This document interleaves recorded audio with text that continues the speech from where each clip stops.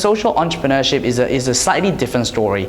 Malaysia is very lucky to be a country that's going towards a developed nation state, but you still have quite a bit of a social issue that we have to solve, and social entrepreneurship is very new in Malaysia compared to countries like UK, US, Thailand, Vietnam, South Korea, but we're definitely seeing a lot of momentum. MaGIC social entrepreneurship has only been established in the last 1 year, and in the last 1 year itself we've seen tremendous growth, both in the number of social enterprises, but also in terms of the support from public and private sector towards social entrepreneurship. My name is Ehon. I'm the Executive Director of Social Entrepreneurship here at MaGIC, or the Malaysian Global Innovation and Creativity Center. At MaGIC, we have a fairly loose definition of social entrepreneurship, only because social entrepreneurship is still fairly new in Malaysia. So we define social entrepreneurship as a practice of running an entity that has a social or environmental mission at the core of everything that you do. Generally speaking, working with a group of beneficiaries who are underserved or marginalized, and on the other hand of that, you have a business model, so you sell services or products to sustain or achieve that social mission. So I'll give you a couple of good examples. Nasi lemak project is a social enterprise started by Mastura and Zul, where they train people who are urban poor. They earn 900 ringgit or less per month to make nasi lemak. And these nasi lemak are then sold in petrol stations across Kuala Lumpur, and to make money, to generate income, and that income is then divided between the beneficiary and Nasi Lemak project itself as a social enterprise. So most of this beneficiary group who are urban poor, they earn less than 900 ringgit, can now double their income. And on the other side is that Nasi Lemak project is a legitimate business that continue to run through the sales of Nasi Lemak. Another good example is 100% Project, which is another social enterprises that we supported. Is a crowdfunding platform to improve education here in Malaysia. So like every other typical crowdfunding, except that they focus purely on improvement of education. So any teachers across Malaysia can upload their project on 100% Project and crowdfund from there. So anything from fixing a roof in a rural school in Sabah, all the way to organizing learning experiences for students in a rural school up in Kedah, or about building a more accessible school for children with disabilities. So they're building lifts and or building classroom on the ground for students with disability, or bringing kids on study tours to Kuala Lumpur. So now all these projects is possible because of 100% Project, and these are who we call social enterprises that we support here at MaGIC.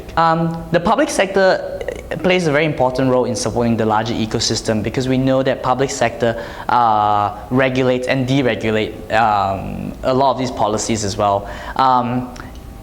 When we look at the policies for entrepreneurship, a lot of it is crafted back in the industrial age, when entrepreneurship is a very different it has a very different definition to what entrepreneurship is today.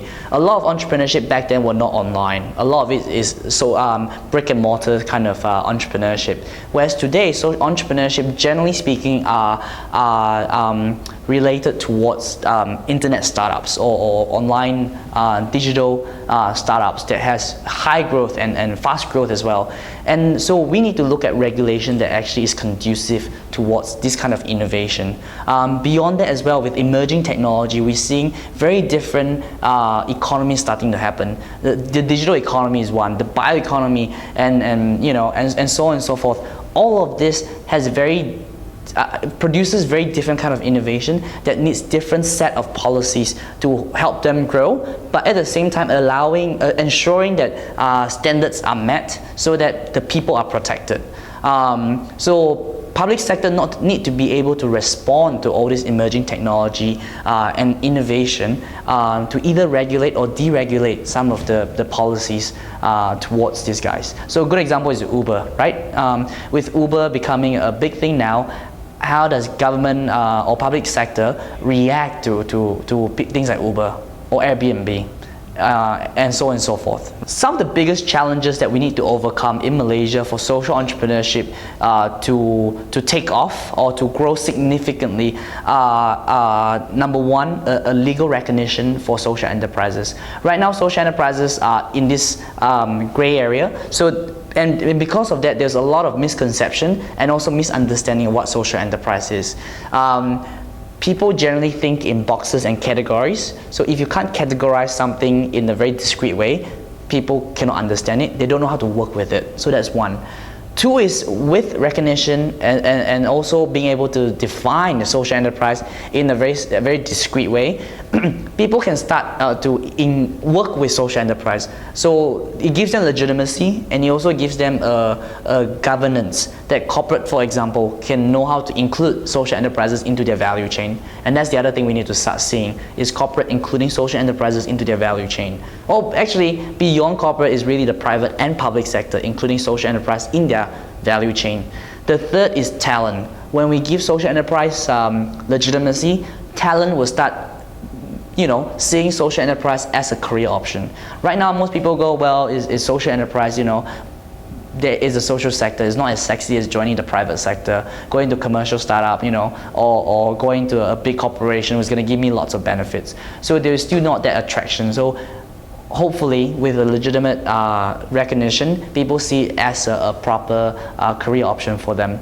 But beyond that as well, I think that there is a lot of opportunity for innovation as well if we unlock other things. For example, can we outsource welfare from government to social enterprises?